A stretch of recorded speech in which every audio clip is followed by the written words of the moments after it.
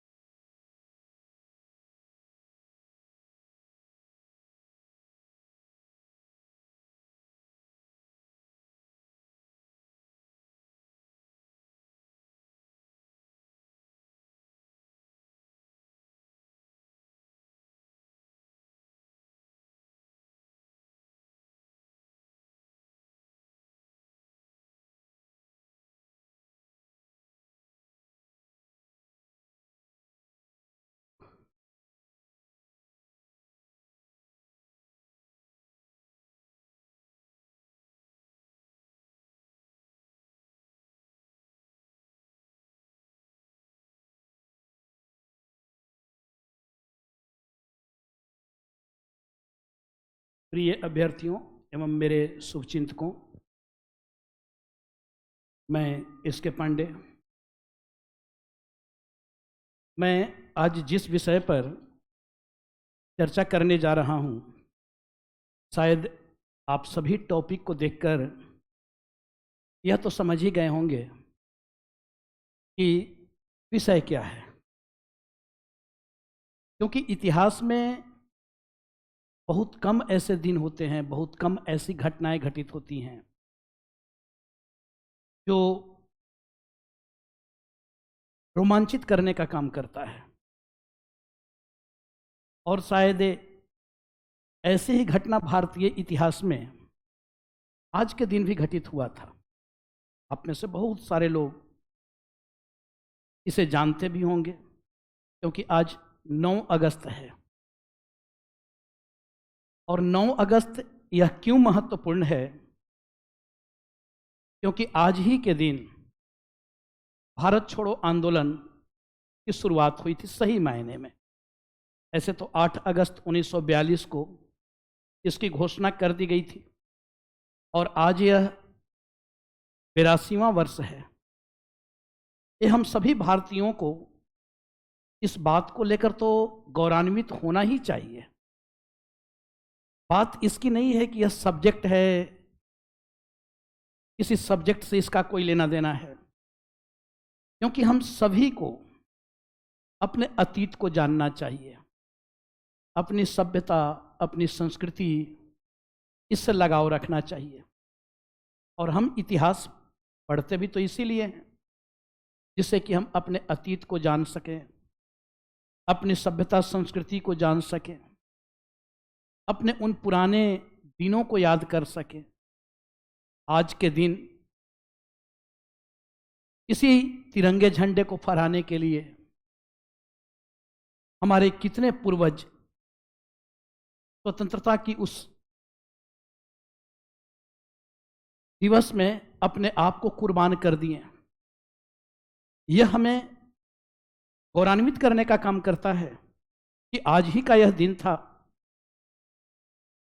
जिस दिन से ब्रिटिश साम्राज्य की तानाशाही भारत में समाप्त होने जा रही थी और हम स्वतंत्रता की उस पावन वेला की ओर आगे बढ़ने जा रहे थे। ये कम गौरवान्वित करने की बात नहीं है। इसे किसी पार्टी राजनीतिक दलों से जोड़कर भी देखने की आवश्यकता नहीं है कि आज हमारे तत्कालीन प्रधानमंत्री अगर यह घोषणा करते हैं कि हर घर तिरंगा योजना आज से आप लोग प्रारंभ करें, तो यह किसी राजनीतिक दलों से इसे जोड़कर देखने की जरूरत नहीं है।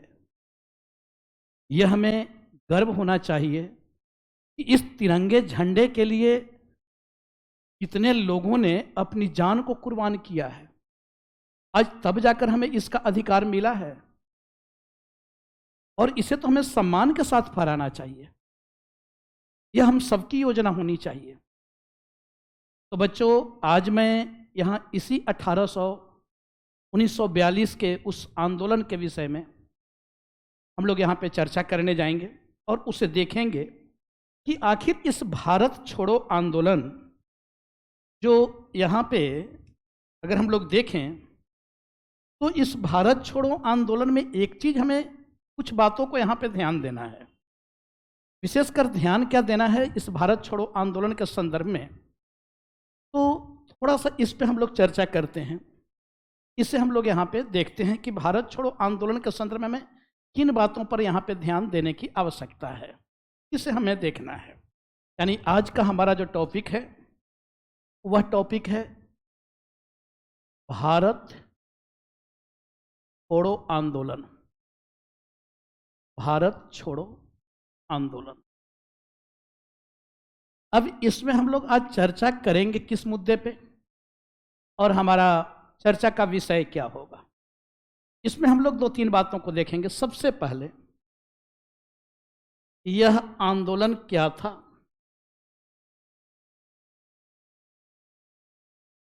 यह आंदोलन क्या था।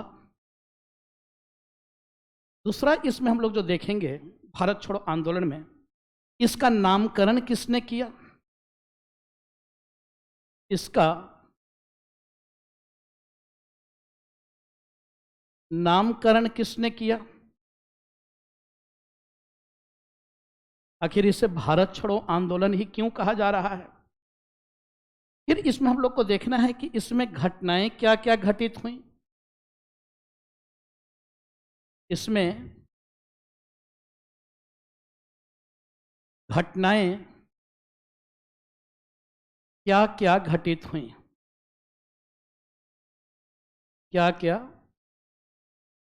घटित हुई, इससे हम लोगों को देखें इसमें कौन कौन सी घटनाएं घटित हुई। फिर एक और इसी में हम लोग देखेंगे कि आखिर गांधी ने इसे 1942 में ही क्यों प्रारंभ किया, 1942 में ही क्यों प्रारंभ किया, क्यों प्रारंभ किया, इस मुद्दे पे भी हम लोग चर्चा करेंगे। इसके साथ साथ इसमें हम लोग देखेंगे कि क्या गांधी, क्या यह आंदोलन, क्या यह आंदोलन अहिंसक था, यह आंदोलन हिंसक था, क्या यह आंदोलन हिंसक था।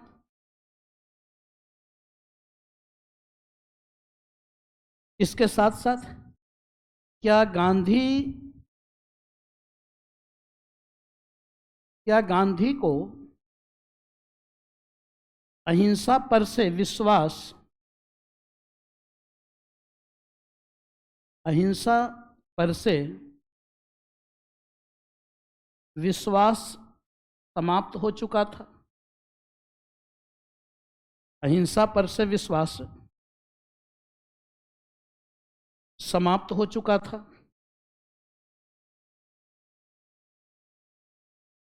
तो कुछ ये बेसिक प्रश्न हैं जिसे हम लोगों को देखना है, जिस पर हम लोग यहाँ पे चर्चा करेंगे। विशेषकर यह आप सभी अभ्यर्थियों के लिए तो महत्वपूर्ण है ही, चाहे वह प्रारंभिक परीक्षा हो या फिर मुख्य परीक्षा हो। यह बहुत ही इंपॉर्टेंट टॉपिक है। ये हर उन स्टूडेंट के लिए है जो किसी न किसी कॉम्पिटिटिव एग्जाम से जुड़े हुए हैं। यहां से प्रश्न आपसे पूछा ही जाता है और बहुत सारे यहां कॉन्सेप्ट आपका क्लियर भी होगा, लेकिन सिर्फ उन्हीं लोगों के लिए यह जरूरी नहीं है जो तैयारी से जुड़े हुए हैं। मुझे तो लगता है कि हर भारतीयों को इसके विषय में जानना चाहिए कि यह आंदोलन था क्या, आखिर इसे भारत छोड़ो जो नामकरण है, यह भारत छोड़ो ही क्यों? क्या और भी कोई नाम रखा गया था? और अगर वह नाम रखा गया था तो क्या था? फिर भारत छोड़ो का प्रस्ताव रखा किसने? इस नाम को रखा किसने? फिर इसे स्वीकार किया किसने? फिर इसमें घटनाएं क्या क्या घटित हुई, यानी हम उन सामान्य घटनाओं पे भी चर्चा करेंगे। फिर इसे 1942 में ही क्यों प्रारंभ किया गया? कुछ तो रीजन रहा होगा। इसे 1942 से पहले क्यों नहीं प्रारंभ किया गया? आखिर ऐसा क्या रीजन था कि 1942 में इसे प्रारंभ किया जा रहा है? क्या यह आंदोलन हिंसक था? क्योंकि इसमें बहुत सारी हिंसाएं हुई हैं। फिर क्या गांधी को हिंसा पर से विश्वास समाप्त हो चुका था? इसी के साथ साथ इसमें देखें तो इस आंदोलन को लेकर एक और यह कहा जाता है, इसी में एक और बिंदु पर हम लोग चर्चा करेंगे, और वह यह है कि इस आंदोलन में हुए हिंसा के लिए उत्तरदायी कौन था? इस आंदोलन में हुए हिंसा के लिए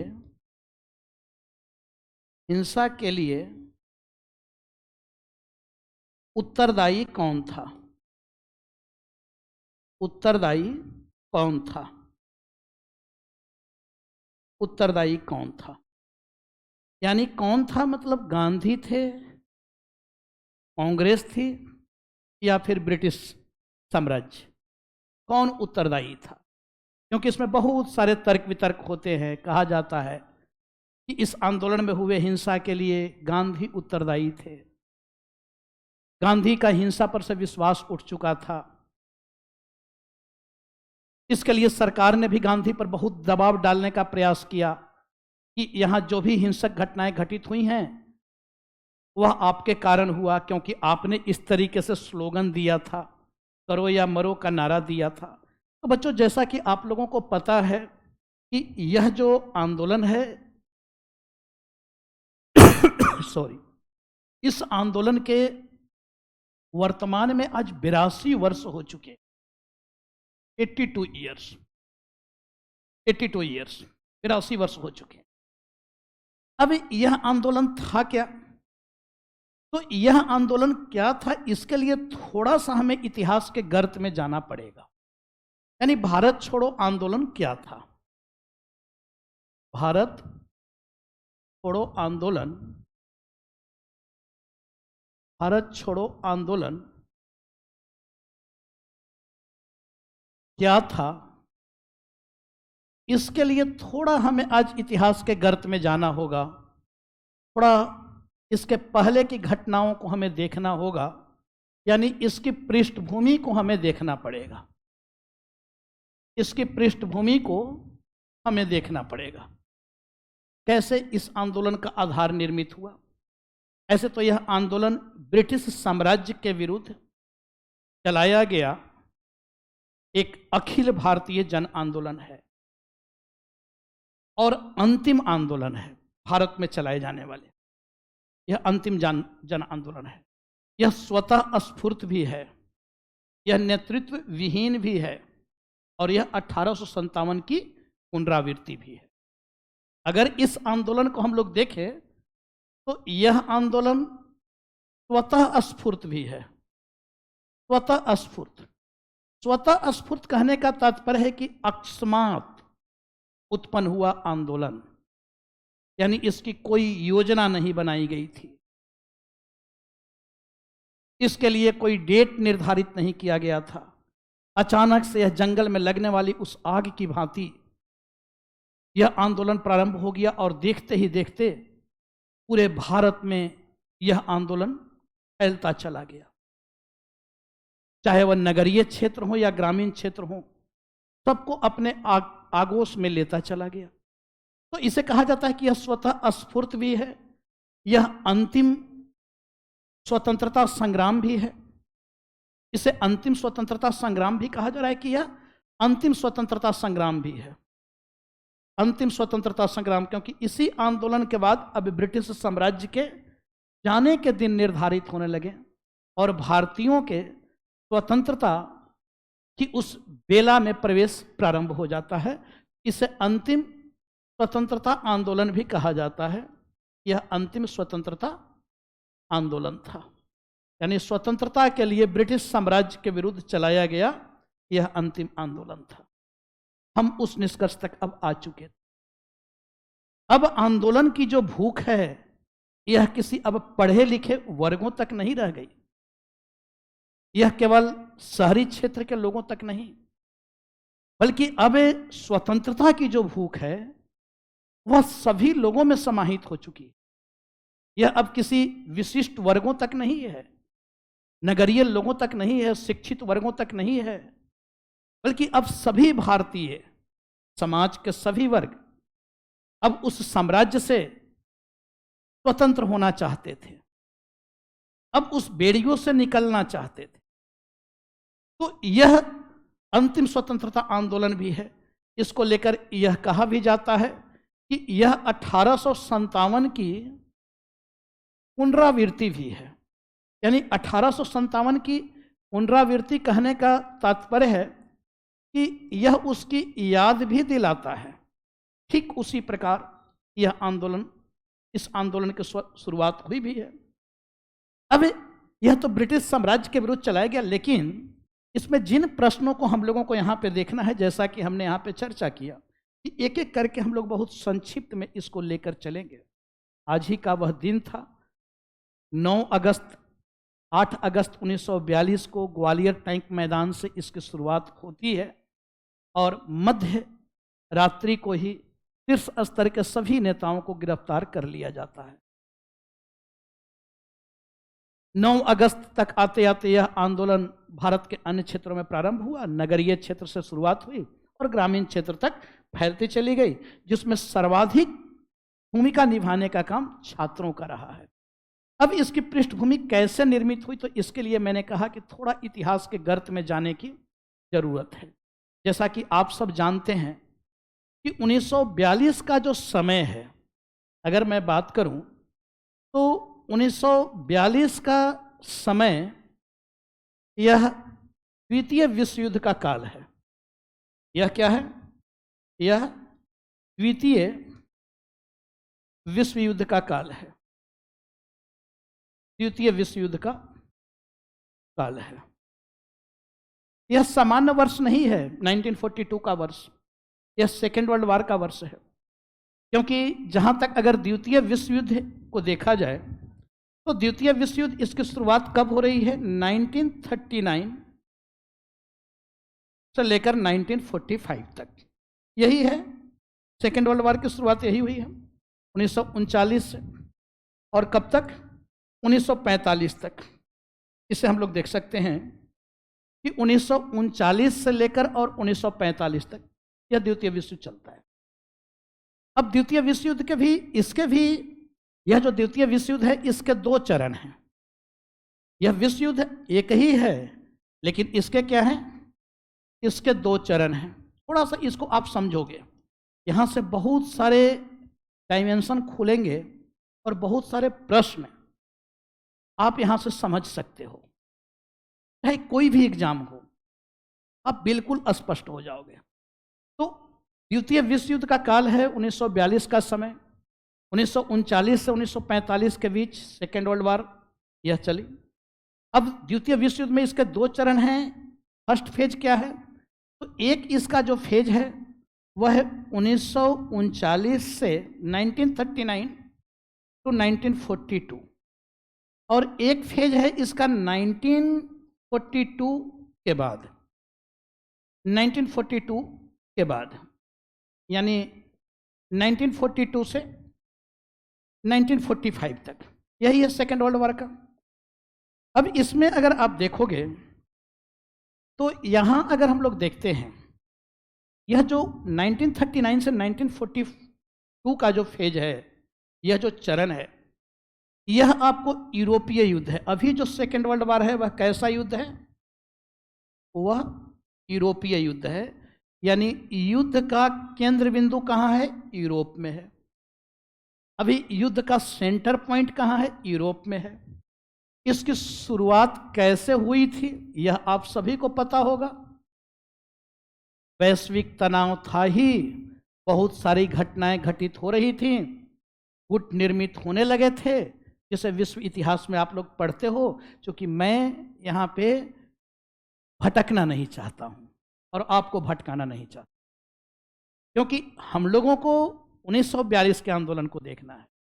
अगर मैं यहाँ पे बताने लगूँ कि कैसे त्रिगुट निर्मित हुआ, कैसे गुटबाजियाँ की शुरुआत हुई, फर्स्ट वर्ल्ड वार के बाद की घटनाएं क्या घटित हुई, फिर वहाँ आप देखते हो तो पेरिस शांति सम्मेलन में क्या हुआ, जर्मनी के साथ वर्साई की संधि में क्या, तो उसकी ज़रूरत यहाँ पे है नहीं। अब इसकी शुरुआत हुई कैसे? तो शुरुआत बस यह समझना है कि जर्मनी के द्वारा जब पोलैंड पर आक्रमण किया जाता है, जर्मनी के द्वारा पोलैंड, यह सभी यूरोपीय राष्ट्र हैं, पोलैंड पर आक्रमण के साथ ही इसकी शुरुआत हो जाती है। आक्रमण के साथ ही इसकी शुरुआत हुई, इसकी शुरुआत हो गई जब जर्मनी ने पोलैंड पर आक्रमण किया। सॉरी। अब यह मूल रूप से यूरोपीय युद्ध है, सेंटर पॉइंट यूरोप में है। इस बीच में हो क्या रहा है यहाँ पे बच्चों? तो यहाँ पे आप देख रहे हो कि इस फेज में इसमें हो क्या रहा है, तो निरंतर ब्रिटेन की पराजय हो रही है, निरंतर ब्रिटेन की पराजय हो रही है, निरंतर ब्रिटेन की पराजय हो रही है। इसके साथ साथ और क्या आप देख रहे हो कि और क्या यहाँ पे हो रहा है? तो ब्रिटेन का अस्तित्व जो है वह खतरे में है। ब्रिटेन का अस्तित्व संकट में है। ब्रिटेन का अस्तित्व यानी ब्रिटिश साम्राज्य का अस्तित्व संकट में है। अब लग नहीं रहा है कि ब्रिटिश साम्राज्य जो है वह अब ब्रिटिश साम्राज्य अब बचे या समाप्त हो। अब यह एक अस्तित्व संकट वहाँ पे उत्पन्न हो चुका है, यानी ब्रिटिश साम्राज्य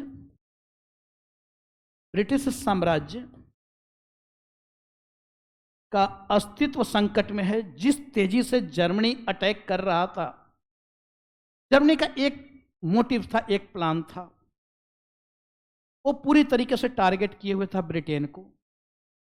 अपने वायुसैनिक को स्पष्ट निर्देश हिटलर ने दे रखा था कि प्रतिदिन का काम है कि यहाँ से एरोप्लेन लैंड करेगी, उड़ेगी और जाकर ब्रिटेन में बम वर्षा करते हुए, बम गिराते हुए वापस जर्मनी आ जाएगी। वो प्रतिदिन का एक रूटीन बना हुआ था। स्थिति ऐसी बनी हुई थी कि ब्रिटिश नौसैनिकों को सोने का फुर्सत नहीं मिल रहा था। और उस समय ब्रिटेन का प्रधानमंत्री चर्चिल था, जो भारत के लिए कदापि अच्छा व्यक्ति नहीं था। वह कहता भी था कि जब तक मैं ब्रिटेन का प्रधानमंत्री बना रहूंगा तब तक मैं कभी भी भारतीयों को स्वतंत्रता प्राप्त नहीं होने दूंगा, और होता भी यही है। तो ऐसे स्थिति में आप देखते हो कि ब्रिटिश साम्राज्य का अस्तित्व संकट का प्रश्न खड़ा हो चुका है। जिस तेजी से हिटलर अटैक कर रहा था और ब्रिटेन को नेस्तनाबूद करने पर पड़ा हुआ था कि पूरे ब्रिटिश साम्राज्य को ही नष्ट कर दिया जाए और अपना एम्पायर बिल्डिंग किया जाए। सब कुछ खेला तो वही चल रहा था, साम्राज्य बढ़ाओ, साम्राज्य बढ़ाओ। सभी अपने अपने साम्राज्य कायम करना चाहते थे। उधर हिटलर भी, उधर जर्मनी भी, उधर रसिया भी, इधर जापान भी, इधर चीन भी, उधर अमेरिका भी। तो इस तरीके से सब अपने साम्राज्य कायम करना चाहते थे। यह उसी साम्राज्यवाद की लड़ाई है। अब यहां आप देखते हो कि यह युद्ध चल रहा है, ब्रिटिश साम्राज्य का अस्तित्व संकट है। ब्रिटेन की इसमें लगातार निरंतर हार हो रही है। युद्ध का केंद्र बिंदु भी यूरोप ही है। लेकिन 1942 के बाद युद्ध का सेंटर पॉइंट चेंज हो जा रहा है और यह अब युद्ध का सेंटर पॉइंट क्या हो जा रहा है, यह हो जाएगा एशियाई युद्ध। एशियाई युद्ध, एक जो मैंने कहा था ना कि 1942 में ही आखिर गांधी ने आंदोलन क्यों प्रारंभ किया, इसका उत्तर आपको यहां से मिल जाएगा।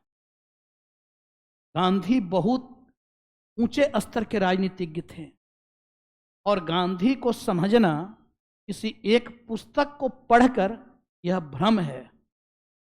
जो लोगों को लगता है कि मैं इस पुस्तक को पढ़ लिया और मैं गांधी को समझ रहा हूं, तो वह एक भ्रम है। गांधी को पूरे ब्रिटिश साम्राज्य नहीं समझ पाए, आज भी उन पर रिसर्च चल रहा है, तो यह एक भ्रम हो सकता है। तो गांधी बहुत ऊंचे स्तर के राजनीतिज्ञ थे।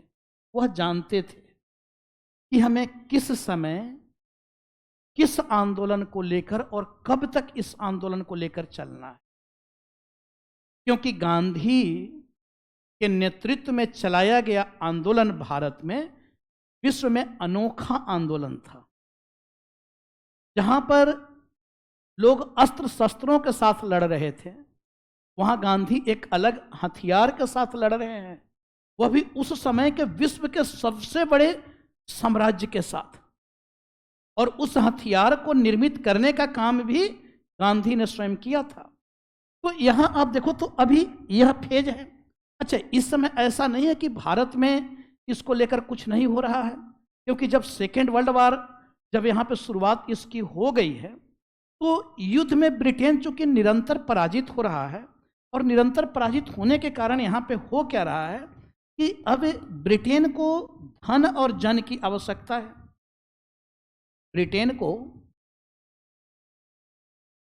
धन और जन की आवश्यकता है, धन और जन की आवश्यकता थी।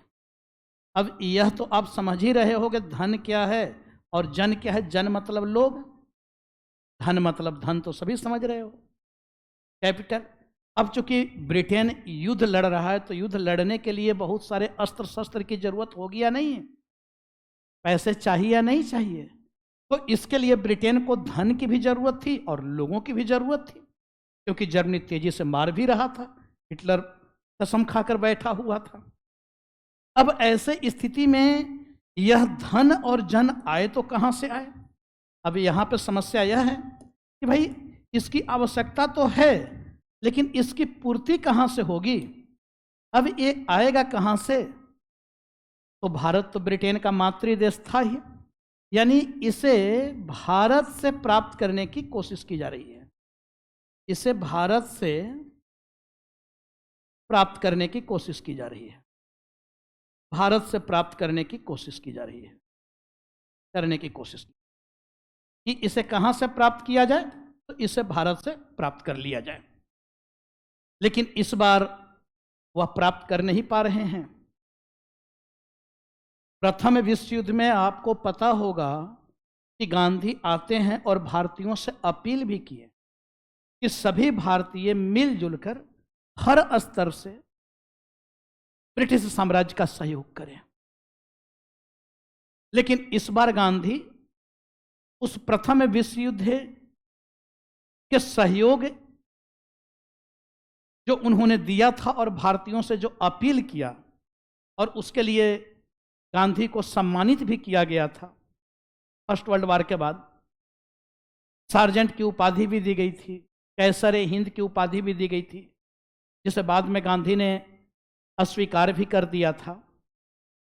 लेकिन उसके बाद हुआ क्या था, जालियांवाला बाग, रॉलेट एक्ट कानून लाया जाना, उसके विरोध में जालियांवाला बाग, जब हम लोगों ने उसका विरोध किया तो ऐसी त्रासदी हुई। तो इस बार गांधी पहले से ही स्पष्ट थे कि भाई हम ना एक पाई और ना एक भाई, कुछ भी हम देने वाले नहीं हैं, हम आपको किसी प्रकार से सहयोग करने वाले नहीं हैं, हम भारतीय।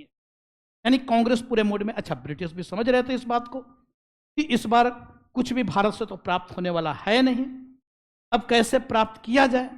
तो इसके लिए अब दूसरा यह भी है, इस समय ब्रिटेन के एक यह भी प्रश्न है कि भारत में किसी भी प्रकार के होने वाले आंदोलन को भी रोके रखा जाए। भारत में किसी भी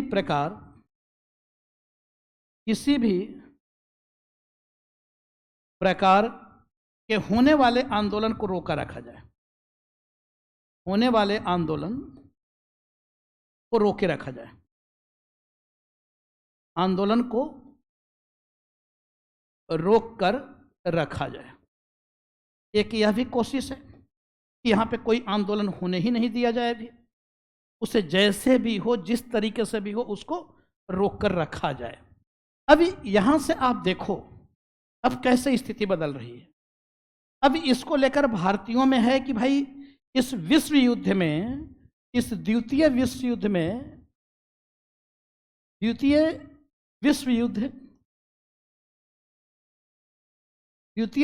में क्या किया जाए। यानी द्वितीय विश्व युद्ध में भारत में अलग प्रकार की प्रतिक्रिया है। तो द्वितीय विश्व युद्ध को लेकर अब भारत में क्या चल रहा है, भारत में एक अलग रिएक्शन है। क्या प्रतिक्रिया है भाई भारत में इसको लेकर, सेकेंड वर्ल्ड वार को लेकर। तो सेकेंड वर्ल्ड वार को लेकर भारत में जो प्रतिक्रिया है कि भाई क्या किया जाए, समर्थन किया जाए या नहीं किया जाए, समर्थन किया जाए या नहीं किया जाए। तो एक तो है कि समर्थन किया जाए, जो अलग अलग राजनीतिक दल हैं उनका यह मानना है। एक हैं जिनका यह मानना है कि हमें परिस्थितियों का लाभ उठाना चाहिए, परिस्थितियों का लाभ उठाना चाहिए। अब दो प्रकार के विचारधारा यहां पे है। अब ब्रिटिश उम्मीद लगाए हुए हैं कि भाई भारतीय हमें समर्थन कर दे, हमें धन से सहयोग करें, लोग सहयोग करें, सेना में आ जाएं। लेकिन यहाँ पे ऐसा कुछ होने वाला है नहीं। यह 1914 का भारत नहीं है, यह 1939 का भारत है। अब इसमें आप समर्थन किया जाए तो इसको लेकर भी दो विचारधाराएं हैं। एक है कि कैसे, तो एक है कि बिना शर्त समर्थन किया जाए, बिना शर्त सहयोग किया जाए, और एक है कि नहीं भाई सशर्त सहयोग होगा, सशर्त समर्थन होगा, शर्तों के साथ होगा। अब बिना शर्त कौन कह रहे हैं, तो यहाँ पे आप देखते हो कि यह जो कहने वाले लोग हैं भाई बिना शर्त हमें समर्थन करना चाहिए, कौन है, तो इसमें है आपको दलित पार्टी अंबेडकर का। इसके साथ साथ इसमें आप देख रहे हो तो इसमें है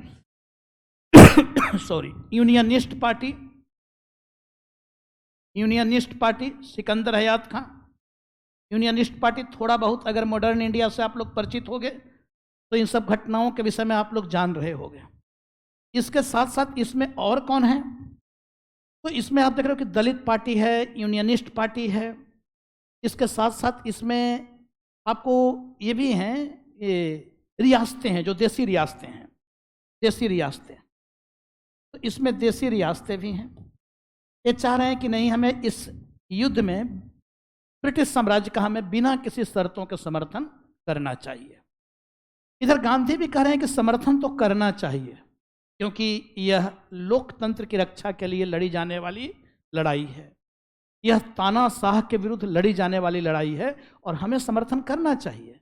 लेकिन हम भी तो लोकतंत्र की ही मांग कर रहे हैं, और अगर हम ऐसे स्थिति में ब्रिटिश साम्राज्य का साथ नहीं दिए तो फिर हम किस आधार पर आंदोलन चलाएंगे, कैसे भारत को लोकतांत्रिक देश के रूप में भारत को स्वतंत्रता दी जाएगी, कैसे हम लोकतांत्रिक देश बन पाएंगे। तो इसके लिए गांधी कहते हैं कि हम समर्थन देंगे लेकिन हमारी कुछ शर्तें होंगी। अब इसमें आपको कौन है, तो इसमें कांग्रेस है, यानी गांधी एवं नेहरू। इनका मानना है कि हम समर्थन देंगे, इस सेकेंड वर्ल्ड वार में हम समर्थन करेंगे। हम आपको हर स्तर से समर्थन करेंगे, लेकिन हमारी भी कुछ अपनी शर्तें होंगी। और शर्तें क्या होंगी? तो हम अपनी कुछ शर्त रखेंगे, हम ऐसे समर्थन नहीं देंगे, हम फर्स्ट वर्ल्ड वार की तरह समर्थन करने वाले नहीं हैं। अब परिस्थितियों का लाभ उठाया जाए तो इसमें आपको Congress socialist party, Congress Samajwadi party, जिसके प्रमुख नेता जो समाजवादी जो भी थे, जिसके प्रमुख नेता आप देख सकते हो सुभाष बोस थे, सुभाष चंद्र बोस, सुभाष चंद्र बोस। बहुत सारे लोग थे जो समाजवादी थे, अन्य समाजवादी भी थे। जो लोग भूमिगत आंदोलन जो चलाएंगे 1942 में, वो वही तो समाजवादी हैं। तो इसमें आप देख रहे हो कि इनका कहना है कि नहीं, हमें तो परिस्थितियों का लाभ उठाना चाहिए। अगर ऐसे स्थिति में ब्रिटेन फंसा हुआ है तो ये तो अच्छा मौका है, और हमें किसी भी तरीके से हिटलर से, जापान से सहयोग लेकर और भारत से अंग्रेजों को खदेड़ देना चाहिए, क्योंकि हम लोग का कोशिश भी तो यही है, उद्देश्य भी तो यही है कि भाई अंग्रेज यहाँ से चले जाएं। तो यह तो अच्छी बात है, अच्छा मौका है, इसका लाभ हमें उठाना चाहिए। और जर्मनी से सहयोग लेकर, हमें जापान से सहयोग लेकर भारत से अंग्रेजों को खदेड़ना चाहिए और हमें अपनी स्वतंत्रता घोषित कर देनी चाहिए। अब इस समय 1939 की यह बात है, मैं कब का बात बता रहा हूँ, 1939। आपको याद होगा कि इस समय सुभाष बोस ही कांग्रेस के अध्यक्ष भी थे, कांग्रेस अध्यक्ष भी थे, इसके पहले भी और 1939 में भी कांग्रेस अध्यक्ष सुभाष बोस थे, जो त्रिपुरी संकट के नाम से जाना जाता है, जिसे आप लोग मॉडर्न इंडिया में पढ़ते हो। इसके पहले हरिपुरा में 1938 के हरिपुरा अधिवेशन था, जिसमें सुभाष चंद्र बोस चुने गए थे। फिर 1939 में भी सुभाष चंद्र बोस दोबारा चुने गए थे, और गांधी के एक प्रत्याशी थे पट्टाभी सीतारामैया, जिनको हराकर सुभाष बोस जीते थे, जिसको लेकर गांधी बहुत नाराज भी थे। लास्ट में आप देखते हो तो सुभाष बोस ने कहा कि भाई परिस्थितियों का लाभ उठाना चाहिए। धीरे धीरे लोग, गांधी और बोस में मतभेद होता है, और मतभेद होता है तो लोग कांग्रेस को छोड़ देते हैं, सुभाष बोस और उनके भाई अकेले रह जाते हैं। उसके बाद की घटनाएं आप लोगों को पता ही है कि फिर किस तरीके से सुभाष बोस यहाँ से आपको अध्यक्ष पद से इस्तीफा देते हैं, राजेंद्र प्रसाद को अध्यक्ष बनाया जाता है। उसके बाद सुभाष बोस अपना वेश बदलकर बंगाल से किसी तरीके से निकलते हैं, अफगानिस्तान के रास्ते होते हुए वे जर्मनी तक पहुंच जाते हैं, जाकर हिटलर के साथ मुलाकात करते हैं। हिटलर उनको पनडुब्बी के माध्यम से जापान भेजता है। फिर इसी समय आज़ाद हिंद फौज का गठन कर लिया जा रहा है, और फिर वे उसका नेतृत्व करने लगते हैं सिंगापुर। तो ये सारी घटनाएं आप सबों को पता ही होगा, या उसको हम लोग, चूँकि वे अलग मुद्दा है, अलग विषय है, उसको यहाँ पे मुझे लग रहा है कि जोड़ना उचित नहीं होगा, क्योंकि इतिहास में तो बहुत सारी घटनाएं एक दूसरे से जुड़े हुई हैं। अब इसमें आप देखते हो कि समर्थन किया जाए तो क्यों भाई, क्या इसमें समर्थन किया जाए तो इसके लिए क्या किया गया कि समर्थन किया जाए, तो इसके लिए लाया जा रहा है, इसके लिए एक योजना लाया जा रहा है, और वह कहा जाता है वर्धा योजना। इसे थोड़ा सा ध्यान देना बच्चों आप लोग। वर्धा योजना यह था 1939 में वर्धा प्रस्ताव। इसके लिए कांग्रेस ने, गांधी ने एक प्रस्ताव पास किया वर्धा से, और इसमें यह घोषणा किया गया कि भारत, यानी कांग्रेस, भारत तो नहीं कांग्रेस, कांग्रेस फांसीवाद का विरोध करेगी और ब्रिटिश साम्राज्य को शर्तों के साथ समर्थन दिया जाएगा। तो यह आपको वर्धा योजना लाया जाता है। अब शर्त इसमें क्या था, तो इसमें शर्त क्या रखा गया था, तो इसमें शर्त रखा गया था कि युद्ध के बाद भारत की जो स्वतंत्रता है, उस भारत की स्वतंत्रता को सुनिश्चित कर दो। आप यह बता दो कि युद्ध के बाद हमें कब आज़ादी दे दोगे। इसके साथ साथ इसमें और क्या रखा गया था, जैसे शर्त है तो शर्त कुछ ना कुछ तो होगा। तो एक तो शर्त यह था कि युद्ध के बाद भारत की स्वतंत्रता को सुनिश्चित किया जाए कि हमें कब आप आज़ादी दे रहे हो। इसके साथ शर्त था कि संविधान सभा की तिथि भी घोषित कर दी जाए, भाई कब संविधान सभा हम लोग गठन करेंगे, कब अपना संविधान बनाएंगे। और इसमें एक और प्रावधान था, एक और शर्त था कि जो गवर्नर जनरल है, वह गवर्नर यानी वायसराय, वह वायसराय तत्काल प्रभाव से, अभी से हम लोग इधर समर्थन करें, और उधर गवर्नर जनरल जो वायसराय है, वायसराय तत्काल प्रभाव से वह प्रतीकात्मक हो जाए और समस्त अधिकार भारतीयों के हाथों में सौंप दे। तो यह शर्त रखा गया था। आपको क्या लगता है कि ब्रिटिश साम्राज्य इस शर्त को स्वीकार करेगी क्या? इन्होंने जो शर्त रखा, क्या आपको लग रहा है कि इस शर्त को ब्रिटिश साम्राज्य किसी भी कीमत पर एक्सेप्ट कर लेगी? तो इसके लिए अब इसी के विरुद्ध फिर यहाँ वर्धा प्रस्ताव जब आता है तो इसी के विरुद्ध फिर आएगा अक्टूबर घोषणा किया जाएगा। अक्टूबर घोषणा, अक्टूबर घोषणा इसे ही कहा जाता है बच्चों, यह भी 1939 का ही है, 17 अक्टूबर 1939 को। तो यह आपको अक्टूबर घोषणा है 17 अक्टूबर 1939। इसे दीपावली अधिवेशन के नाम से भी जाना जाता है, या इसे ही लिनलिथिगो प्रस्ताव भी कहा जाता है। उस समय वायसराय लिनलिथिगो थे, तो इसे अक्टूबर घोषणा को लिनलिथिगो प्रस्ताव या दीपावली अधिनियम जो भी कह लो, यह 17 अक्टूबर 1939 को घोषित किया गया है। अब वर्धा प्रस्ताव का लाया गया था। अच्छा, एक उद्देश्य तो यह भी है ना कि अभी भारत में कोई भी आंदोलन को प्रारंभ होने से रोकना भी तो है, क्योंकि अभी ब्रिटिश साम्राज्य का अस्तित्व संकट में है, 39 का वर्ष है। तो वे डरे हुए भी हैं कि भाई किसी भी तरीके से अभी पहले कोई भी ऐसे आंदोलन को खड़ा होने से पहले ही रोक दिया जाए। तो जब गांधी ने ये सारी चीज़ें रखी तो उधर से वायसराय ने भी घोषणा किया। अब वायसराय ने घोषणा क्या किया?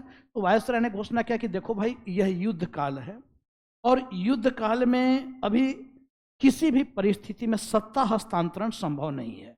आप जो कह रहे हो कि गवर्नर जो वायसराय तत्काल प्रभाव से वह एक प्रकार से वह आपको यानी उसके पास समस्त अधिकार उससे ट्रांसफर कर दिया जाए, तो कहा जा रहा है कि नहीं, अभी ऐसा कुछ नहीं किया जा सकता है कि अभी इस परिस्थिति में, युद्धकालीन परिस्थिति को देखते हुए अभी ऐसा कोई भी आपको सत्ता हस्तांतरण संभव नहीं है।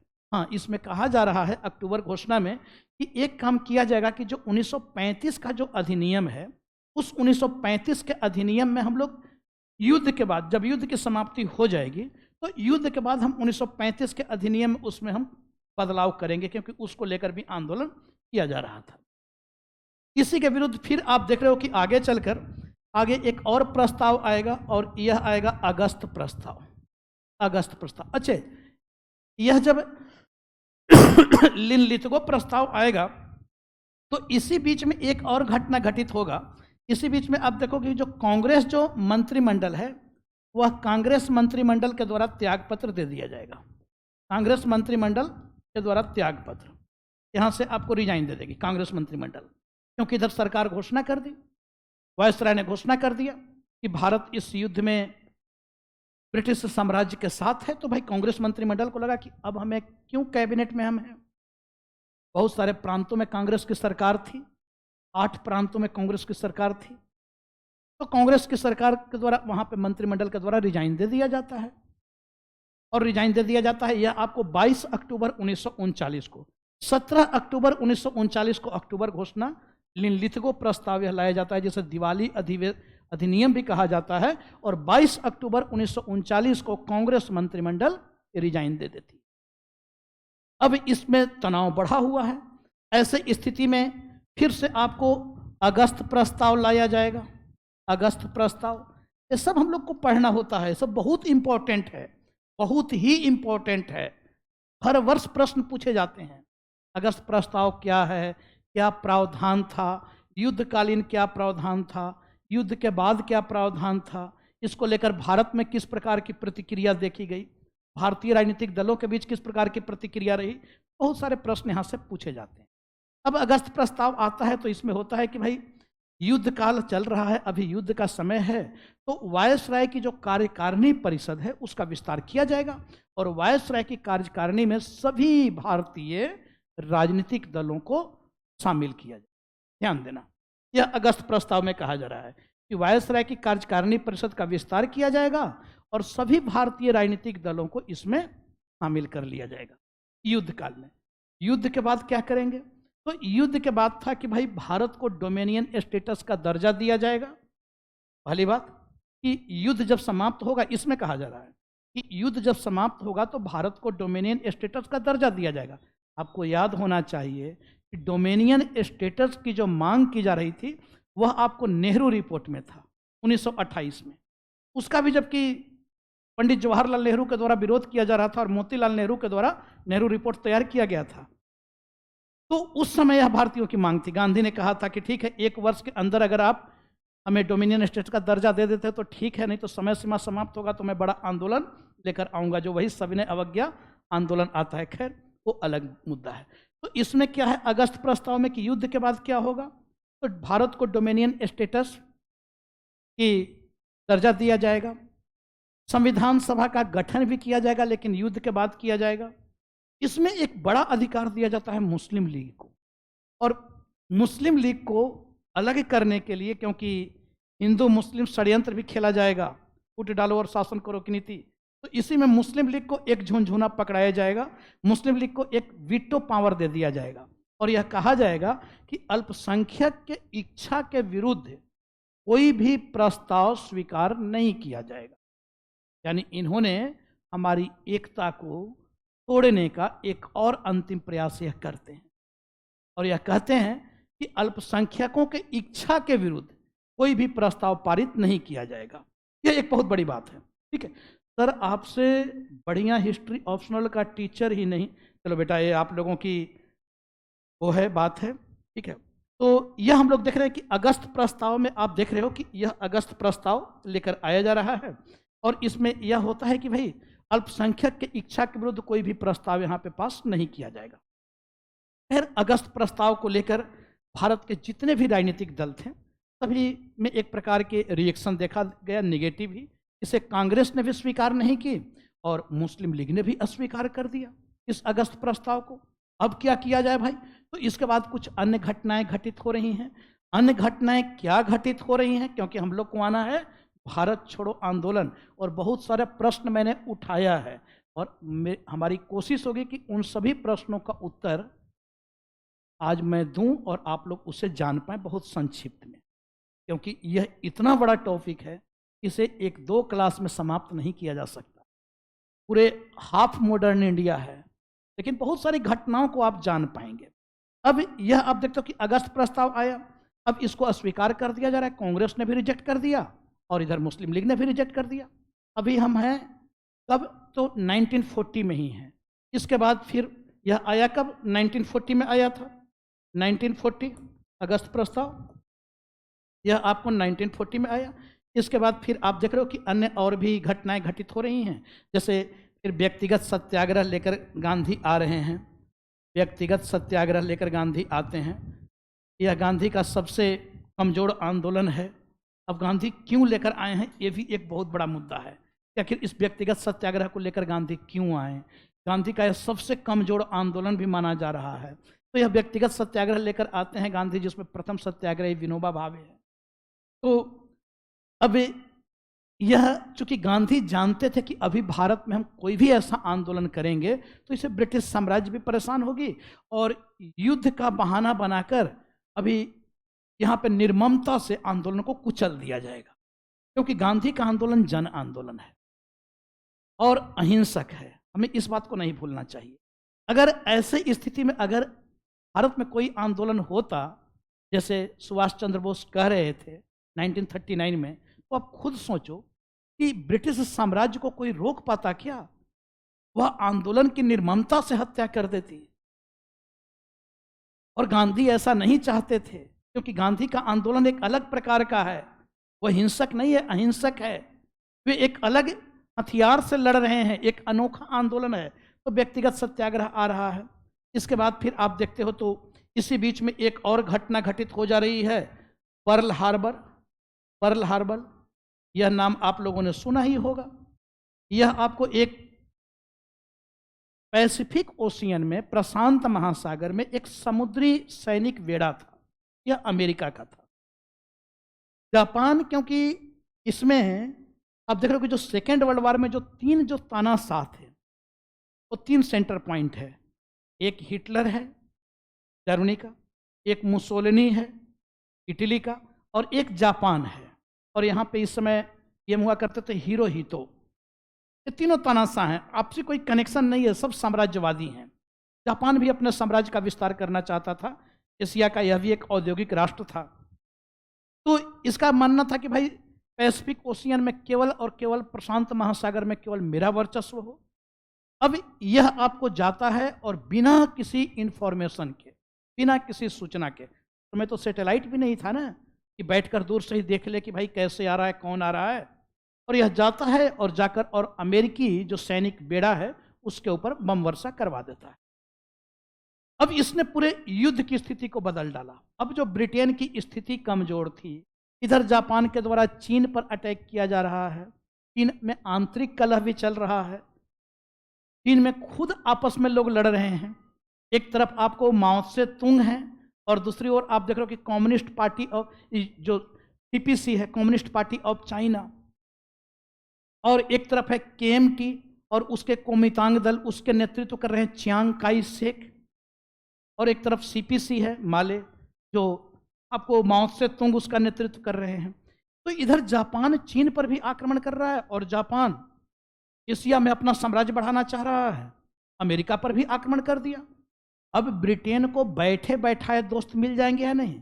उधर हिटलर ने भी एक गलती कर दी। क्या किया? तो उसने रूस के ऊपर अटैक कर दिया, जबकि रूस के साथ उसका मित्रता था। अब ये रूस, इधर चाइना, इधर अमेरिका, ये सारे किसके साथ में चले जाएंगे, खड़े होंगे? ये सभी खड़े हो जाएंगे ब्रिटेन के पक्ष में। अब ब्रिटेन की स्थिति होगी मजबूत। ऐसे स्थिति में उधर हिटलर की और मुसोलिनी की निरंतर होने लगी हार। अब निरंतर हार होने लगा, ब्रिटेन का जो अस्तित्व संकट था वो टल गया, वो समाप्त हो गया। अब ऐसी स्थिति में इनकी स्थिति मजबूत हुई। इसी में आपको जापान के द्वारा अमेरिकी सैन्य बेड़ों के ऊपर अटैक कर दिया जाता है, नुकसान पहुंचा दिया जाता है और बहुत बड़ा नुकसान पहुंचाया जाता है। अमेरिका पूछता है कि भाई आखिर मेरे साथ ऐसा क्यों किया, बिना किसी इंफॉर्मेशन के, बिना किसी जानकारी के, यहाँ तक कि मैं इस युद्ध में पार्टिसिपेट भी नहीं कर रहा हूँ, फिर भी आपने मेरे ऊपर अटैक किया। कुछ तो कारण बताओगे आखिर क्यों किया गया। लेकिन जापान ने कुछ भी उत्तर नहीं दिया। जापान ने कहा कि बस मेरा मन था और मैंने कर दिया। तो इस तरीके से घटनाएं घटित हो रही। खैर जो भी। अब 1942 के बाद आप देखोगे कि 1942 के बाद सेकेंड वर्ल्ड वार में तेजी से बदलाव होता है। सेकेंड वर्ल्ड वार में तेजी से बदलाव हुआ। क्या बदलाव हुआ? तो 1942 के बाद सेकेंड वर्ल्ड वार में जो बदलाव हो रहा है कि अब जर्मनी की हार प्रारंभ हो गई। जर्मनी की हार प्रारंभ हो गई। अब निरंतर तेजी से जर्मनी हारते चला जा रहा है। और क्या हो रहा है? अब ब्रिटेन का जो अस्तित्व संकट था, अब ब्रिटेन सुरक्षित हो गया। ब्रिटेन सुरक्षित हो गया। उसका जो अस्तित्व संकट का जो प्रश्न उत्पन्न हुआ था वह कम से कम टल गया। इधर आप देखो तो तीसरी इसी फेज में और क्या देख रहे हैं, लेकिन ब्रिटेन पर अंतर्राष्ट्रीय दबाव भी है। अंतर्राष्ट्रीय दबाव भी पड़ रहा है। क्या? तो अंतर्राष्ट्रीय दबाव पड़ रहा है कि भारत को लेकर। किसका? तो यह अंतर्राष्ट्रीय दबाव पड़ रहा है चीन और अमेरिका। क्या भाई? तो भारत के साथ कोई ना कोई आप संधि वार्ता करो, कोई ना कोई संधि वार्ता करो। इसी अंतर्राष्ट्रीय दबाव को देखते हुए क्या आएगा? क्रिप्स प्रस्ताव आएगा। क्रिप्स मिशन कब? 1942। इसी अंतर्राष्ट्रीय दबाव को देखते हुए क्रिप्स आएंगे, स्टेफर्ड क्रिप्स प्रस्ताव लेकर आएंगे, जो नेहरू के मित्र भी थे। इसमें भाई घोषणा पहले ही हो चुका था कि भारत ब्रिटेन के साथ है। अब इसमें जो प्रस्ताव आया इसमें था कि भाई हम क्या करेंगे युद्ध के बाद। तो इसमें था कि भारत को डोमिनियन स्टेटस का दर्जा दिया जाएगा, भारत में एक संघ का निर्माण किया जाएगा, और जो संघ होगा वह संघ कैसे होगा? तो देशी रियासतों और ब्रिटिश प्रांतों को मिलाकर। ध्यान देना, इसमें क्रिप्स प्रस्ताव में पाकिस्तान की जो मांग थी उसको अस्वीकार कर दिया गया, उसको एक्सेप्ट नहीं किया गया। तो लगा कि भाई एक पाकिस्तान क्यों, हम तो बहुत सारे पाकिस्तान देने वाले हैं, कैसे भाई? तो इसमें कहा गया कि भाई पाकिस्तान की मांग को अस्वीकार किया गया, लेकिन प्रत्येक प्रांत को, इसमें यह कहा गया कि प्रत्येक प्रांत को अलग अपना संविधान बनाने का अधिकार भी होगा और यह भी अधिकार होगा कि वह चाहे तो संघ में रहें या नहीं तो नहीं रहें।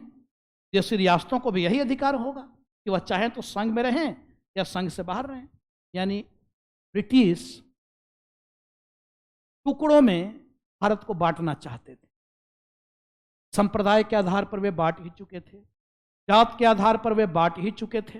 अब भारत को और भी बड़े पैमाने पर ब्रिटिश भारत को बांटना चाहते थे। अब यह क्रिप्स प्रस्ताव आता है। इधर लगातार युद्ध के कारण आप देख रहे हो कि अब क्रिप्स प्रस्ताव को भी कोई एक्सेप्ट करेगा क्या? ना तो कांग्रेस और ना ही मुस्लिम लीग, अन्य राजनीतिक दलों ने भी इसे अस्वीकार कर दिया। सभी भारत के जितने भी राजनीतिक दल थे इसे अस्वीकार कर दिया। अब इधर हो क्या रहा है 1942 के बाद? अब हो क्या रहा है? तो यहाँ आप देखते हो कि 1942 के बाद इधर लगातार युद्ध चल रहा है और युद्ध के कारण क्या हो रहा है, तो वस्तुओं की कालाबाजारी बड़ी बढ़ी हुई है। वस्तुओं की कालाबाजारी यह बढ़ी हुई है।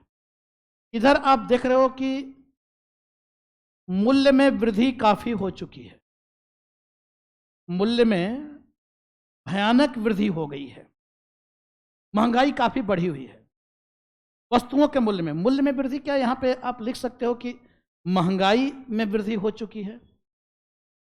महंगाई में वृद्धि हो चुकी है, बहुत व्यापक वृद्धि हुई है और युद्ध काल में होता ही है।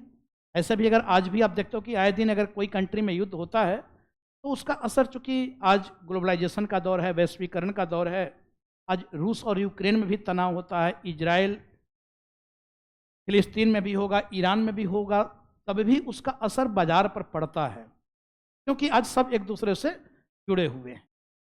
तो यहाँ पे महंगाई में भी वृद्धि है। इस युद्ध के कारण निरंतर युद्ध चल रहा है। इधर आप देख रहे हो कि भारतीयों में भी बहुत बड़ा असंतोष है। किस बात को लेकर? तो अनिवार्य सैन्य भर्ती कानून, क्योंकि अंग्रेजों ने तो यह घोषणा कर ही दिया था कि भारत इस युद्ध में ब्रिटेन के साथ है, तो इसके लिए इन लोगों ने एक प्रावधान लाया, अनिवार्य सैन्य भर्ती कानून। किसी को भी पकड़कर सेना में भर्ती करा दिया जाता था। और इसके साथ साथ सबसे बड़ी घटना यह घटित हो रही थी कि भारतीय सैनिकों के साथ दुर्व्यवहार भी उतना ही हो रहा था। भारतीय सैनिकों के साथ हो क्या रहा है, तो दुर्व्यवहार भी हो रहा है। निरंतर दुर्व्यवहार झेलना पड़ रहा है भारतीय सैनिकों को। अब उनको देख ही रहे हो, तिलक नहीं लगाने दिया जा रहा है, वेतन को लेकर, सुविधाओं को लेकर भेदभाव तो किया जा रहा था ना। तो सॉरी, इन सारी घटनाओं के कारण अब क्या लगता है कि अब भी कांग्रेस बैठी रहेगी? इन सब ने असंतोष को, जो जन असंतोष था, इन सब ने असंतोष को बढ़ाया। अब इसी असंतोष के कारण कांग्रेस एवं गांधी पर दबाव बढ़ता चला जा रहा है। ये तो है ही, इसके साथ साथ एक और बड़ी घटना है, और वह क्या है? जापान का बढ़ते आक्रमण। जापान का बढ़ते आक्रमण। कैसे भारत छोड़ो आंदोलन की शुरुआत हो रही है, मुझे वहां पे लाना था। तो जापान का बढ़ते आक्रमण, इधर तेजी से जापान बढ़ते चला रहा है भारत की ओर, एशिया की ओर। ब्रिटिश पीछे भागते चले जा रहे हैं, फसलों को नष्ट कर दिया जा रहा है, तालाबों के पानी को बहा दिया जा रहा है, नालों को तोड़ दिया जा रहा है, पुल पुलियों को तोड़ दिया जा रहा है, भारतीयों को अपने दशा पर छोड़ दिया जा रहा है। अब क्या और भी कुछ असंतोष बढ़ाने के लिए बचा हुआ था क्या? सामाजिक, आर्थिक, सैनिक, अभी असंतोष तो है। अब यह असंतोष बढ़ता चला जा रहा था। ठीक उसी प्रकार कांग्रेस दबाव में है, जिस प्रकार प्रथम विश्व युद्ध है, जिस प्रकार आप देखते हो कि असहयोग आंदोलन चलाने से पूर्व कांग्रेस के ऊपर दबाव था। प्रथम विश्व युद्ध के बाद उस रॉलेट एक्ट कानून को लेकर और जालियांवाला बाग हत्याकांड को लेकर तो कांग्रेस के ऊपर दबाव है, युवा वर्ग काफी आक्रोशित हो रहे हैं। उनको लग रहा है कि अगर कांग्रेस कुछ नहीं करती है तो हमें आगे बढ़कर कुछ करना चाहिए, हमें नेतृत्व की परवाह नहीं करनी चाहिए। यह समय ऐसा हो चुका था कि अब स्वतंत्रता की भूख सभी भारतीयों में व्याप्त हो चुकी थी। गांधी ने उस स्तर तक आंदोलन को पहुंचाया था, सभी नेतृत्व करने के लिए अपने आप को स्वतंत्र थे, तैयार थे। इसी बीच में जब असंतोष बढ़ता है तो कांग्रेस की चिंता है, गांधी को चिंता हो रही है, और इन्हीं चिंता को देखते हुए वर्धा बैठक होगा। ध्यान देना, वर्धा बैठक, वर्धा में बैठक का आयोजन किया जाएगा। कब हो रहा है? तो यह हो रहा है 14 जुलाई 14 जुलाई 1942 को, 14 जुलाई 1942 को। और इसी बैठक में, क्योंकि इसके पूर्व गांधी ने कहा था कि अगर हमारे अब इस प्रस्ताव को किसी ने भी विरोध किया तो मैं देश के बालू से कांग्रेस से बड़ा संगठन खड़ा कर दूंगा। अगर हमारे इस प्रस्ताव को विरोध इस बार किया गया, क्योंकि आपको याद होगा कि जब असहयोग आंदोलन का गांधी ने प्रस्ताव रखा था तो पहले उसका विरोध किया गया था टी.आर. दास के द्वारा, फिर जाकर वह नागपुर अधिवेशन में वह प्रस्ताव पास होता है, 1920 के नागपुर अधिवेशन। क्योंकि जो पहले कांग्रेस का अधिवेशन, कलकत्ता अधिवेशन जो किया गया था, वह चूंकि ऐसे स्थिति में किया गया, कांग्रेस का वार्षिक अधिवेशन नहीं था वह कलकत्ता अधिवेशन, वह विशेष अधिवेशन था। वार्षिक अधिवेशन तो नागपुर में हो रहा है और उस प्रस्ताव को रखा जाता है जो खैर पास होता है। यहां आप देख रहे हो कि गांधी ने पहले ही कांग्रेस को यह चेतावनी दे डाली थी कि अगर हमारे इस प्रस्ताव को पास नहीं किया तो मैं देश के बालू से कांग्रेस से बड़ा संगठन खड़ा कर दूंगा। यह गांधी का आत्मविश्वास था, अपने नेतृत्व के ऊपर, अपने व्यक्तित्व के ऊपर लोगों में इतनी पकड़ थी, पैठ थी। गांधी ने खुलेआम धमकी दी थी। फिर इसी प्रस्ताव में गांधी के प्रस्ताव को स्वीकृति मिली, गांधी के प्रस्ताव को स्वीकृति मिली, क्योंकि बहुत सारे लोग अभी भी डरे हुए थे कि बापू ऐसा मत करो, वर्ल्ड वार चल रहा है, ब्रिटिश साम्राज्य सीधा अटैक कर देगा और सभी लोग मारे जाएंगे, क्या सभी को मरवाना चाहते हो? बहुत ऐसे लोग थे, यहां तक कि नेहरू भी इस पक्ष में नहीं थे कि अभी कोई आंदोलन प्रारंभ किया जाए। इसी समय आप देखते हो तो गांधी ने यह जो धमकी दिया, फिर इसी प्रस्ताव को अनुमोदन देने के लिए, इसी प्रस्ताव को अनुमोदन के लिए क्या हो रहा है? तो इसी प्रस्ताव के अनुमोदन के लिए मुंबई के ग्वालियर टैंक मैदान में, मुंबई के ग्वालियर टैंक मैदान में आपको कांग्रेस समिति की बैठक आयोजित की गई। कांग्रेस समिति की बैठक आयोजित की गई, बैठक आयोजित की गई, आयोजित की गई अखिल भारतीय कांग्रेस समिति की। यहां ध्यान देना, अखिल भारतीय कांग्रेस समिति की बैठक थी, all India level Akhil Bharatiya Congress समिति की बैठक आयोजित की गई इसी ग्वालियर टैंक मैदान में। यह जो बैठक है, यह जो बैठक आयोजित जो की जा रही है, जो मुंबई के ग्वालियर टैंक मैदान में आयोजित की जा रही है, यह बैठक शाम को 6 बजे आयोजित की गई। शाम 6 बजे यह बैठक आयोजित की गई और रात 10 बजे तक यह बैठकें चली। 10 बजे तक यह बैठक चली।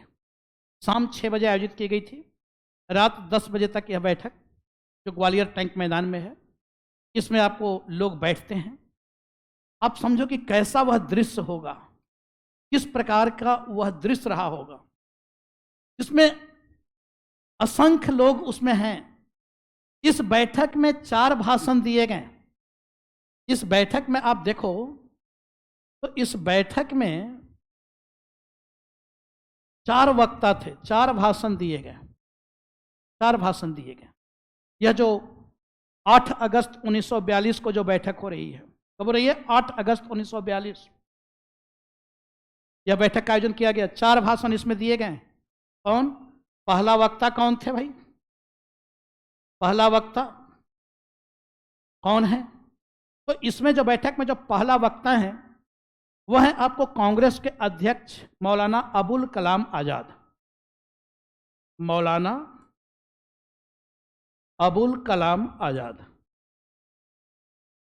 अबुल कलाम आजाद यह कांग्रेस के अध्यक्ष भी थे,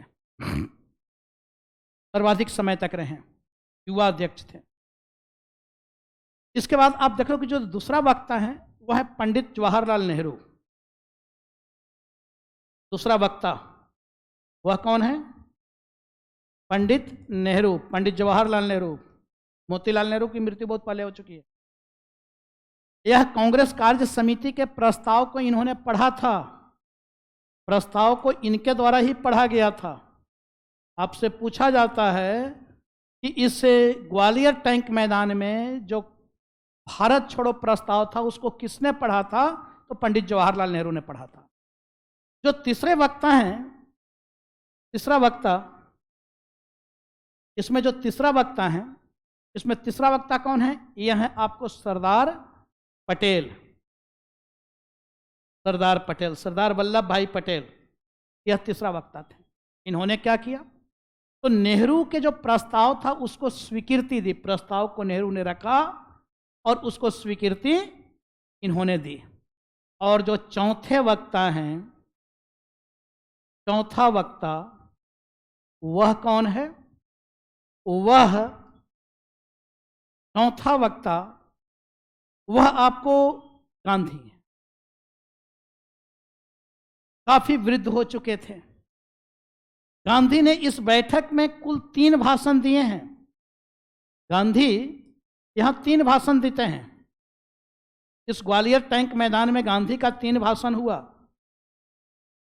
अलग अलग भाषाओं में होता है। इसी में एक भाषण जो है वह किस में हुआ? इसी में एक भाषण अंग्रेजी में भी था। और यही जो अंग्रेजी में जो भाषण था जिसमें क्विट इंडिया मूवमेंट का नारा दिया गया, करो और मरो का नारा दिया गया। अब यहां पे आप देखो कि गांधी ने जो क्विट इंडिया, यह आज भी आप देख रहे हो कि आज के राजनीतिक दल भी इसकी बात कर रहे हैं, क्विट इंडिया की। गरीबी से, बेरोजगारी से, संप्रदायवाद से, जातवाद से क्विट इंडिया, यह आए दिन राजनीति में भी चल रहा है। तो अगस्त का महीना भी है। अब इसमें आप देखते हो कि गांधी ने जो क्विट इंडिया जिसे हिंदी में कहा गया, इसी क्विट इंडिया को हिंदी में क्या कहा गया? भारत छोड़ो। और इसे मराठी में क्या कहा गया? इसी को आपको मराठी में कहा गया चले जाओ, चले जाओ, चले जाओ। अब इसका नामकरण किसने दिया भाई? अब यहां पे सबसे बड़ा प्रश्न है कि इस क्विट इंडिया का नामकरण, इसका नाम किसने दिया था? क्योंकि गांधी का मानना था कि अंग्रेजों को दी जाने वाली अंतिम चेतावनी जोश से भरी होनी चाहिए, काफी जोशीला होनी चाहिए। अंतिम चेतावनी अंग्रेजों को दी जाए वह काफी जोश से भरी हुई हो। और इसके लिए कई लोगों से गांधी ने सलाह भी लिया। इसमें कुछ लोगों ने विचार भी दिया था। एक विचार आया था पहले, वह आया था कि भाई गेट आउट, गेट आउट यह कहा गया था। लेकिन गांधी ने कहा कि नहीं, इसमें थोड़ा सा बदतमीजी, जैसे किसी को आप कहते हो गेट आउट हो जाओ, थोड़ा सा बदतमीजी, गांधी बोले कि नहीं, हिंसा शब्दों से भी होती है। तो गांधी ने कहा कि नहीं नहीं, इस शब्द मुझे अच्छा नहीं लग रहा है।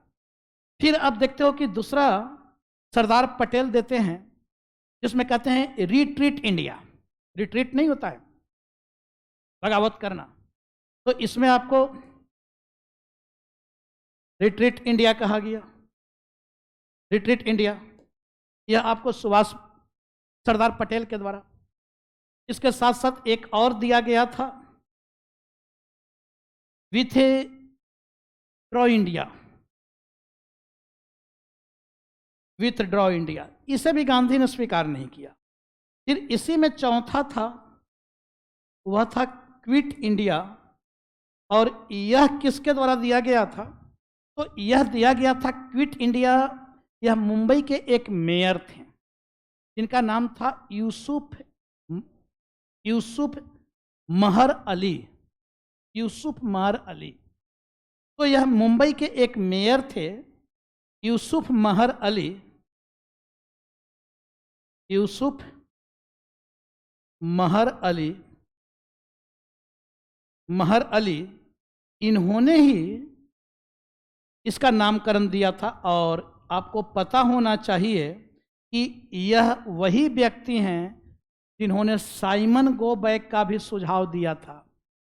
इन्हीं के सुझाव पर जब साइमन कमीशन का विरोध किया जा रहा था ना, तो उसमें आप लोग देखते हो कि साइमन गो बैक, यह किसने कहा था?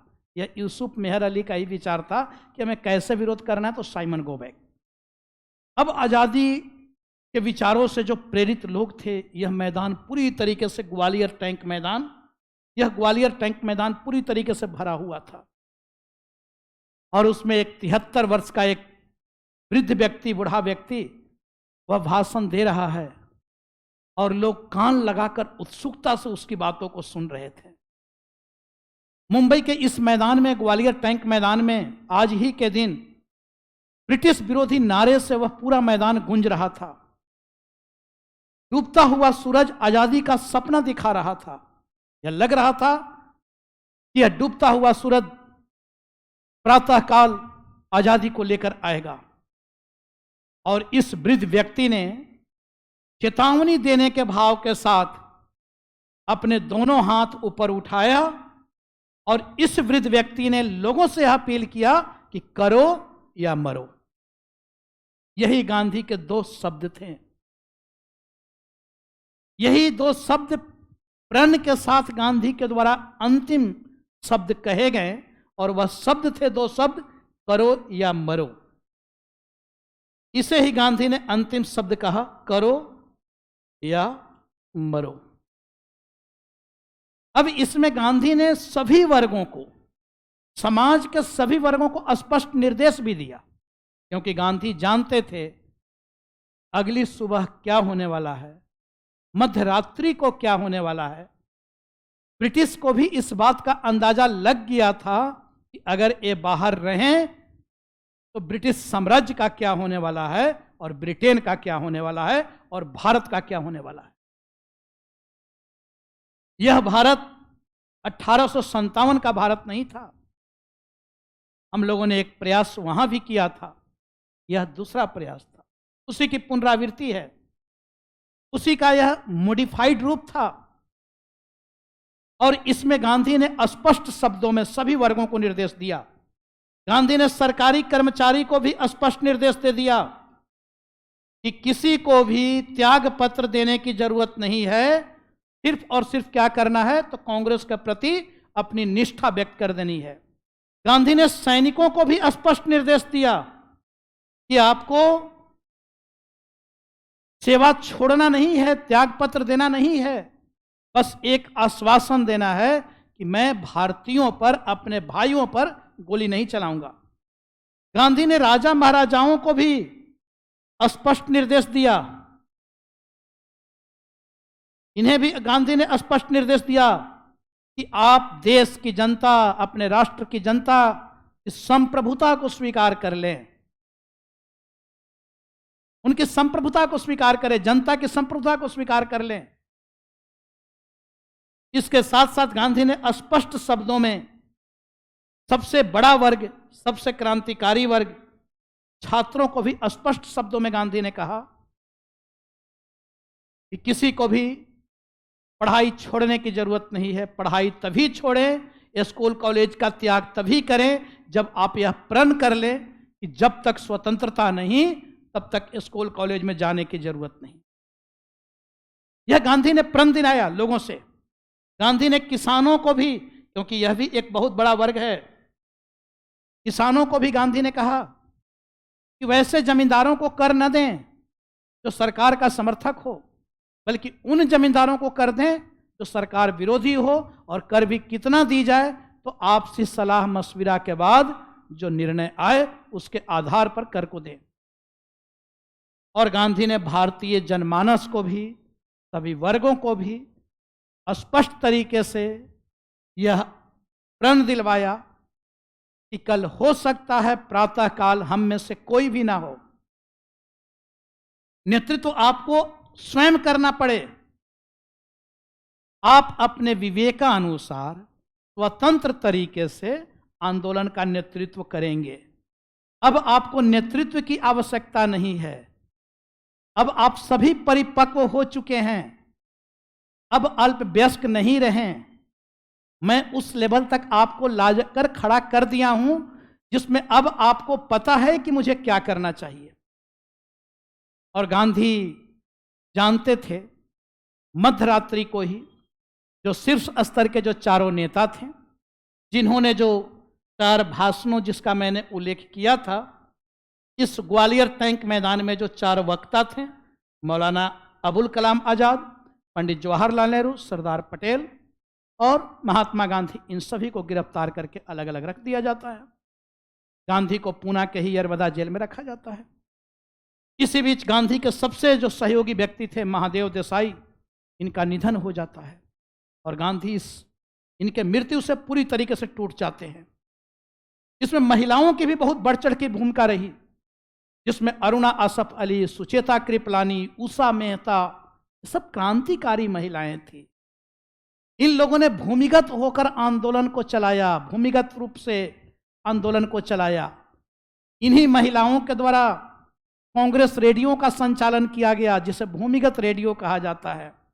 और यह भी पता है अंग्रेजों ने पहले ही सभी जितने भी संचार के साधन थे, भूमिगत जो रेडियो संचालन का जो ट्रांसमीटर था, उसका आदेश दिया गया था कि सभी लोग नष्ट कर दें और आकर थाने में जमा कराएं। उसी में एक व्यक्ति था जिसका नाम था प्रिंटर। मैं उसका कभी चर्चा करूंगा कि कैसे भूमिगत रेडियो का संचालन किया जाता था। एक व्यक्ति का नाम था प्रिंटर, उसका नाम ही था प्रिंटर, और वह ब्रिटेन से इसकी पढ़ाई करके आया था।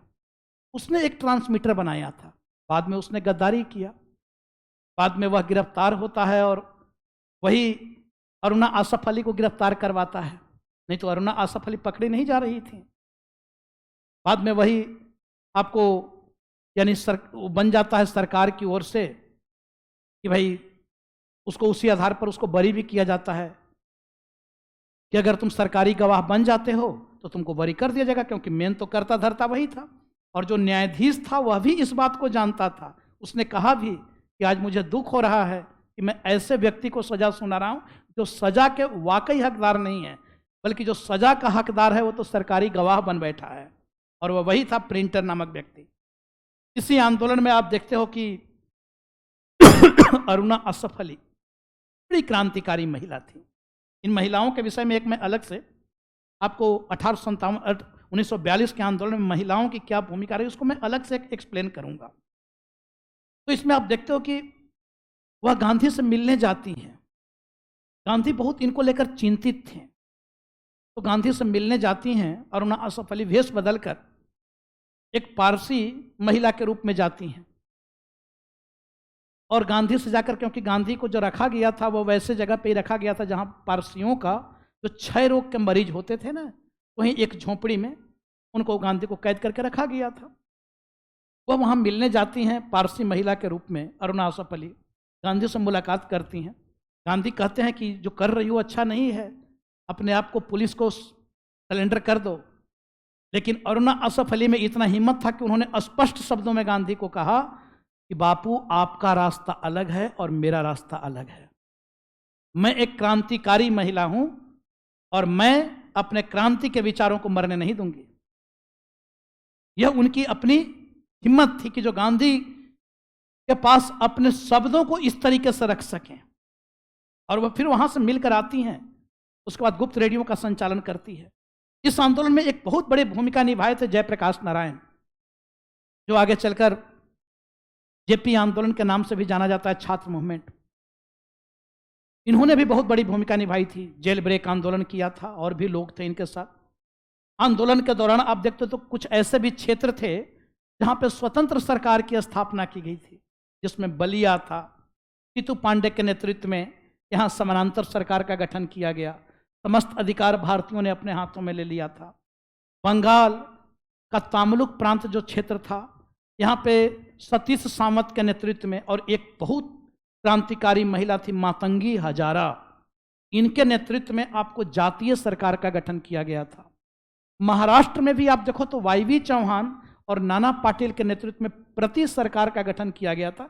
ये 3 समानांतर सरकारें थीं, जो बार बार पूछा भी जाता है। तो इस प्रकार से हम लोग यहाँ पे देख सकते हैं इस 1942 के आंदोलन को। 1942 के आंदोलन में क्या हुआ और किस तरीके से इस तिरंगे झंडे को फहराने के लिए कितने लोगों को बलि वेदी पर चढ़ना पड़ा, चाहे वह पटना गोली हत्याकांड हो, यहाँ तक कि सूरत में बच्चों ने, छोटे छोटे बच्चों ने तिरंगा का वस्त्र ही बनवा लिया था। तो इस प्रकार से यह आपको आज का दिन था और मुझे लगा कि आज के दिन, चूंकि इतिहास में बहुत कम ऐसे घटनाएं होते हैं जो लोगों को प्रेरित करने का काम करते हैं, और आज का दिन हम भारतीयों के लिए यह एक प्रेरणा का दिन है। और आज ही कम से कम हम सभी अपने अपने घरों पर तिरंगा झंडा को अवश्य फहराएं। आपको स्वतंत्रता आंदोलन के दिन भी आने वाले हैं, क्योंकि इसी तिरंगे के लिए बहुत सारे लोगों ने अपनी कुर्बानी दी है। इसी के साथ मैं अपना क्लास भी समाप्त करता हूं। जय हिंद, जय भारत। बेस्ट ऑफ लक आप सभी को।